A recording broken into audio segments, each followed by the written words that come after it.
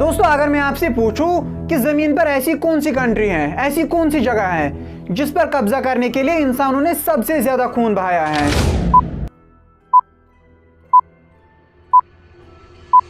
वो जमीन है फलस्तीन, जिसे पहले किनान कहा जाता था। और ये बात 1948 से स्टार्ट नहीं हुई, बल्कि आज से 1000 साल पहले, जब मुस्लिम्स और क्रिश्चियंस के बीच में रिलीजियस वार्स हुए थे, जिन्हें हम क्रूसेड्स कहते हैं, वो भी इसी जमीन के लिए लड़े गए थे, जिसमें लगभग 3 मिलियन लोग मारे गए। और क्रूसेड्स से भी 2000 साल पहले बेबीलोनियन किंग नेबुकदनेस्सर ने इस जमीन पर कब्जा करने के लिए करोड़ों लोगों को मौत के घाट उतारा था।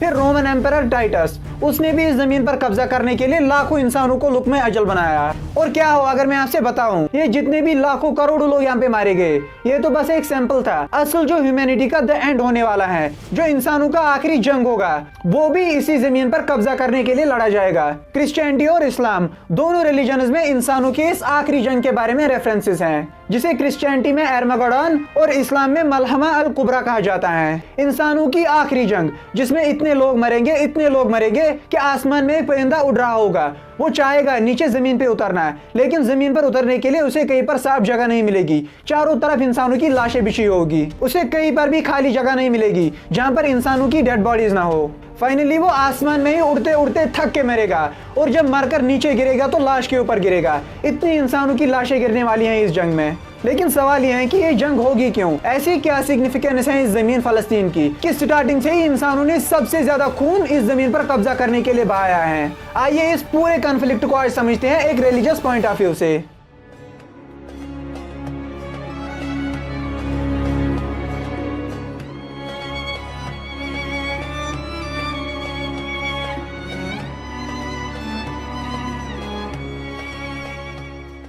अब पीछे हिस्ट्री में इसके रूट्स जानने से पहले आप इस जमीन को देखिए, इस लैंड को देखिए, जिसके ऊपर ही पूरा कॉन्फ्लिक्ट स्टार्ट होता है।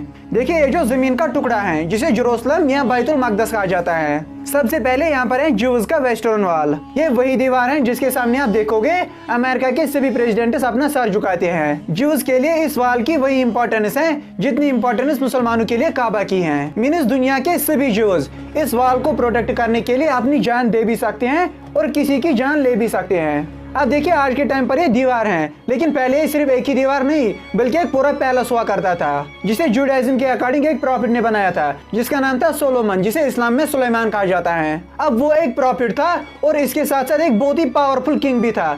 उसकी किंगडम बहुत ही बड़ी हुआ करती थी, क्योंकि जुडाइज्म और इस्लाम दोनों के अकॉर्डिंग उसने गॉड से एक विश मांगी थी कि मुझे आप इतनी बड़ी एम्पायर देना, इतनी बड़ी एम्पायर देना कि जितनी बड़ी एम्पायर मेरे से पहले किसी के पास नहीं थी और ना ही मेरे बाद किसी के पास ऐसी एम्पायर होनी चाहिए। अब वो एम्पायर कितनी बड़ी थी, कितनी लैंड थी उस एम्पायर में? अगर आपको उसका मैप देखना हो तो आप ग्रेटर इजराइल को देखिए।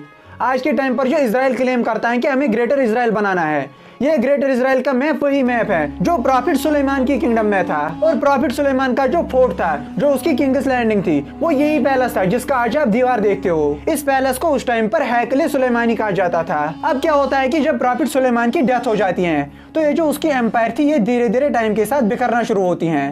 फिर एक टाइम आता है कि बेबीलोनियन किंग, बेबीलोनिया आज के टाइम पर जो इराक है, इसे बेबीलोनिया कहा जाता था।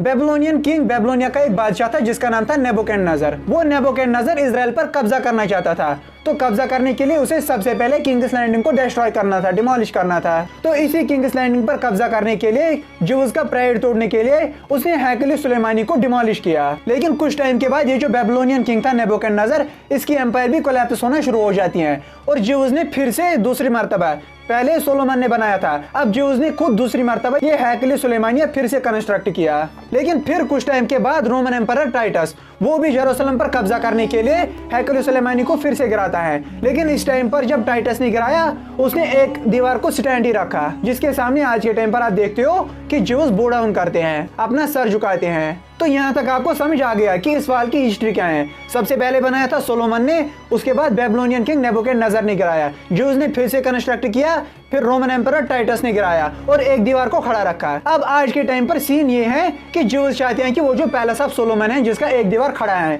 वो इस टेम्पल को, इस पैलेस को तीसरी मर्तबा फिर से बनाना चाहते हैं। क्योंकि आज के टाइम पर ज्यूज का बिलीफ है कि जब वो इस टेम्पल को थर्ड टाइम बना लेंगे, इसके बाद उनका एक मसाया आएगा, एक मसीहा प्रकट होगा, जो मुस्लिम्स और क्रिश्चियंस को खत्म करके पूरे मिडिल ईस्ट पर कब्जा करेगा और ज्यूज को फिर से एक एम्पायर बना के देगा। वो एम्पायर कितनी बड़ी होगी? सेम उतनी जितनी एम्पायर प्रॉफिट सोलोमन की थी, क्योंकि सोलोमन के पास था ये पैलेस। अब ज्यूज का बिलीफ है अगर वो पैलेस फिर से बनाएंगे, उनका फिर से एक और मसाया आएगा जो उनको फिर से वही किंगडम बना के देगा जो सोलोमन की किंगडम थी। और फिर इसी मसाया के लीडरशिप के अंडर ज्यूज पूरी दुनिया पर कंट्रोल करेंगे, पूरी दुनिया पर रूल करेंगे। लेकिन यहाँ पर दो प्रॉब्लम्स हैं। अब आप दो चीजों को ध्यान में रखो, एक तो उन्हें थर्ड टेंपल बनाना है और एक मसाया आएगा। अब पहली प्रॉब्लम को समझो, जिस जगह पर उन्हें थर्ड टेंपल बनाना है आज के टाइम पर उस जगह मुसलमानों की मस्जिद अक्सा और कुब्बतुस सखरा है। अब अगर थर्ड टेंपल को बनाना है तो डेफिनेटली मस्जिद अल अक्सा और कुब्बतुस सखरा को गिराना होगा। और दूसरी बात, जो उनका मसाया आएगा, इस्लाम और क्रिश्चियनिटी दोनों रिलीजन्स में उस मसाया को एंटी क्राइस्ट कहा गया। एंटी क्राइस्ट आप आसान भाषा में समझो कि शैतान से भी 2 कदम आगे है ये बंदा। अब आप यहाँ पर खुद ही समझो कि ज्यूज का जो बिलीफ है वो इस्लाम और क्रिश्चियनिटी के साथ कितना ज्यादा कंट्राडिक्ट करता है। अब यहाँ पर आपके दिमाग में एक और क्वेश्चन आ रहा होगा कि अगर यहाँ पर ज्यूज का वेस्टर्न वॉल था, फिर मुसलमानों ने इसी जगह पर मस्जिद अक्सा और दूसरा एक कुब्बतुस सखरा ये क्यों बनाया? और क्रिश्चियनिटी तो यूरोप और अमेरिका में है, उन्हें इस जगह से क्या लेना देना? अब इसके लिए हमें फिर से हिस्ट्री में वापस जाना होगा। जैसा कि मैंने आपको बोला कि जिस टाइम पर प्रॉफिट सोलोमन की डेथ हो जाती है, उसके बाद ही जो उसकी एम्पायर थी वो कोलैप्स होना शुरू होती है। लेकिन कुछ टाइम के बाद इसी जगह पर फलस्तीन, जिसे उस टाइम पर किनान कहा जाता था, इसी जगह पर मुसलमानों का एक और प्रॉफिट और क्रिश्चियनिटी का गॉड जीसस क्राइस्ट अपीयर होता है, जिसे मुस्लिम्स अपना प्रॉफिट और क्रिश्चियंस अपना गॉड मानते हैं। अब अभी तक फलस्तीन या फिर किनान सेक्रेट जगह थी सिर्फ ज्यूज के लिए। अब जीसस क्राइस्ट भी यहीं पर पैदा होता है और इसी जगह पर जीसस क्राइस्ट को क्रूसिफाई भी किया जाता है, उसको यहीं पर सूली दी जाती है। तो अब यहाँ पर आप समझो कि इन दो रिलीजन्स की, जुडाइज्म और क्रिश्चियनिटी की, इस जमीन के लिए बहुत ज्यादा सिग्निफिकेंस है। इसके बाद होता क्या है कि जीसस क्राइस्ट के 600 साल बाद इस्लाम में प्रॉफिट आता है, prophet Muhammad peace be upon him. अब यहाँ पर आप थोड़ा ध्यान से सुनिए। जनरली नॉन मुस्लिम्स की मिसकंसेप्शन होती है कि इस्लाम स्टार्ट होता है प्रॉफिट मोहम्मद से, पीस बी अपॉन हिम, जबकि रियलिटी ये नहीं है, बल्कि इस्लाम प्रॉफिट एडम से लेकर जीसस क्राइस्ट तक क्रिश्चियनिटी और जुडाइज्म के जितने भी प्रॉफिट्स हैं उन सबको अपने प्रॉफिट्स मानता है। मीनिंग इन सभी प्रॉफिट्स की जो सिग्निफिकेंस क्रिश्चियनिटी में है, सेम सिग्निफिकेंस है उनकी इस्लाम में भी। तो मॉरल ऑफ द स्टोरी, अगर फलस्तीन क्रिश्चियनिटी और जुडाइज्म के लिए सिग्निफिकेंट है, यही सिग्निफिकेंस अब इस्लाम में भी हो गई, क्योंकि इस्लाम प्रॉफिट सोलोमन और जीसस क्राइस्ट दोनों को अपने प्रॉफिट्स मानता है। इस वजह से जो इंपॉर्टेंस उनकी है वही इंपॉर्टेंस मुस्लिम्स की भी है। इसके बाद होता यह है कि इस्लामिक हिस्ट्री का एक बहुत ही इंपॉर्टेंट, बहुत ही सिग्निफिकेंट इंसिडेंट हो जाता है, जिसे इस्लाम में कहा जाता है मेहराज। ये prophet Muhammad peace be upon him उनकी एक सेक्रेट जर्नी थी फ्रॉम अर्थ टू हेवंस। लेकिन आपको पता है कि इस्लाम स्टार्ट होता है सऊदी अरब में, तो यहाँ से prophet Muhammad peace be upon him उन्हें मक्का से फलस्तीन लिया जाता है और वहाँ पर एक पत्थर थी, उसी पत्थर से इस मेराज, इस कॉस्मिक जर्नी की स्टार्टिंग हो जाती है। तो फिर से ये जगह इस्लाम के लिए और भी सिग्निफिकेंट हो जाती है। इसी वजह से अगर आपको रॉक देखना है वो इस गोल्डन डूम के अंदर है, जिसे जनरली लोग अल अक्सा मॉस्क समझते हैं। ये अल अक्सा मॉस्क नहीं है, बल्कि मस्जिद तो इसके बगल में है। ये जो गोल्डन डूम है इसे कहा जाता है कुब्बतुस सखरा और इसी के अंदर वो पत्थर है जहाँ से मेराज की जर्नी स्टार्ट हुई थी। तो इस्लाम में फिर से फिलिस्तीन के लिए सिग्निफिकेंस। इसके बाद इस्लाम में जो सबसे इंपॉर्टेंट प्रैक्टिस है नमाज। आज के टाइम पर दुनिया के सभी लोग जब नमाज पढ़ते हैं वो अपना फेस सऊदी अरब खाना काबा की तरफ करते हैं और काबा की डायरेक्शन में मुड़ के हर कोई नमाज पढ़ता है। लेकिन पहले ये किबला था फलस्तीन में। मीन्स दुनिया के सभी मुस्लिम्स अपना चेहरा फलस्तीन की तरफ करके नमाज पढ़ते थे। इस वजह से फलस्तीन मुसलमानों के लिए और भी ज्यादा इंपॉर्टेंट बन जाता है। अब इसके बाद सबसे इंपॉर्टेंट क्लू वो है मस्जिद अल अक्सा। मस्जिद अल अक्सा ये कहाँ से आई? होता यह है कि जब मुसलमानों की एम्पायर, मुसलमानों की खिलाफत बढ़ना शुरू होती है तो एम्पायर को बढ़ाते बढ़ाते ये पहुंच जाते हैं फलस्तीन तक।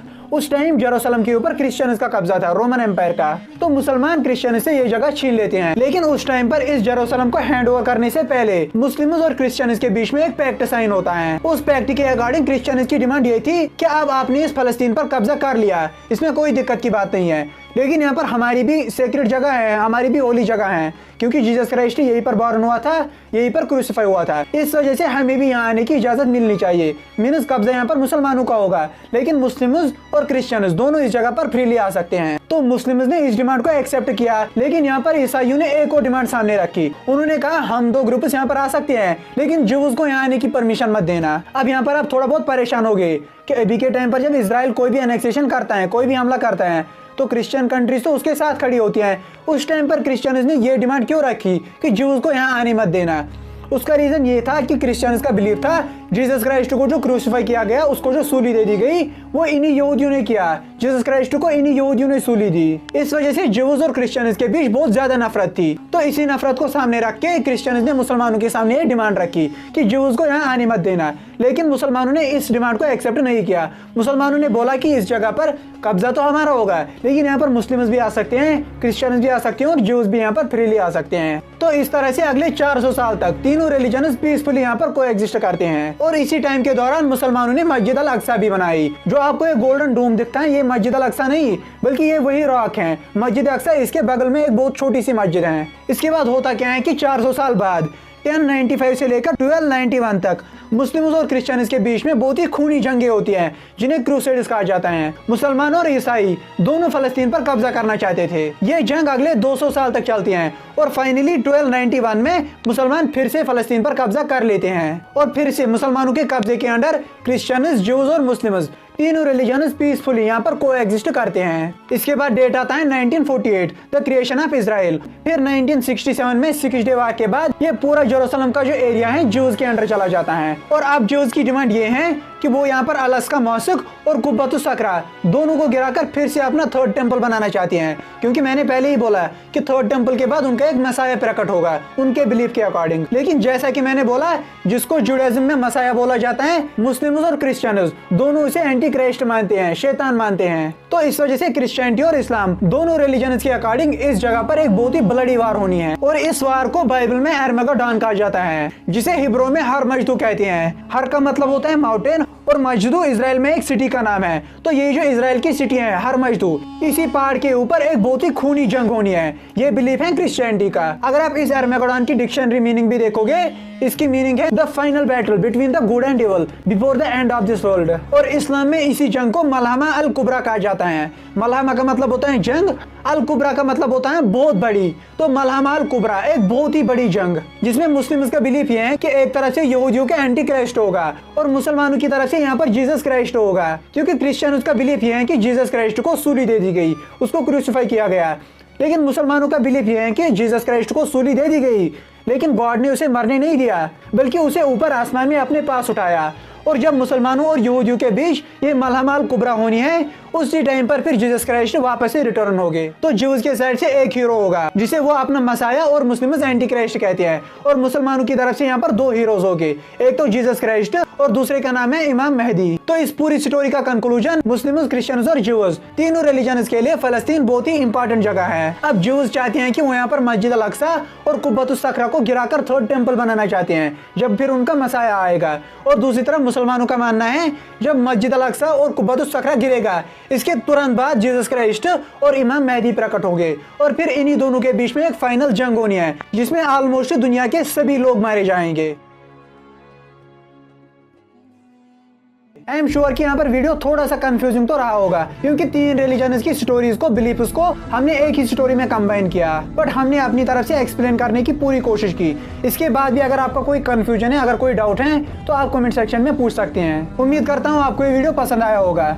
वीडियो को एंड तक देखने के लिए बहुत बहुत शुक्रिया। मैं मिलता हूँ आपसे किसी ऐसी अगले इंटरेस्टिंग वीडियो में। Till then take care and have a nice day.